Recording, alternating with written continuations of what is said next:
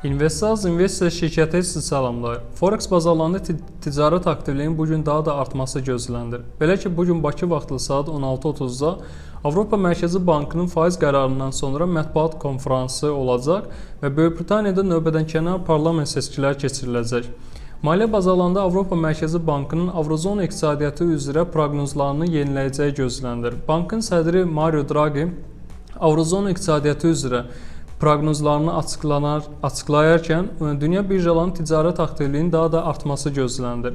Forex bazarlarında avronun dollara nisbətən məzənnəsi son bir neçə gündə 1 dollar 13 sent ətrafında ticarət edilir və 1 dollar 12 sentə kimi ucuzlaşarsa və bu səviyyənin altında qalarsa, əlavə olaraq 1 dollar 11 sentə kimi də dəyər itirə bilər.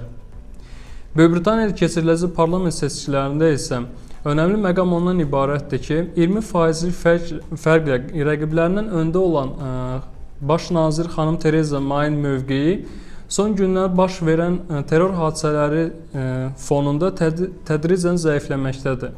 Funtun dollara nisbətən məzənnəsi isə 1 dollar 30 sentə kimi bugün bahalaşarsa və bu səviyyənin üzərində qalarsa, 1 dollar 32 sentə kimi də dəyər qazana biləcəyi proqnozlaşdırılır. Əlavə məlumatlar üçün isə investaz.az/analiz saytından istifadə edə bilərsiniz. İnvestaz investisiya şirkəti sizə yatırımlarınıza uğurlar arzulayır.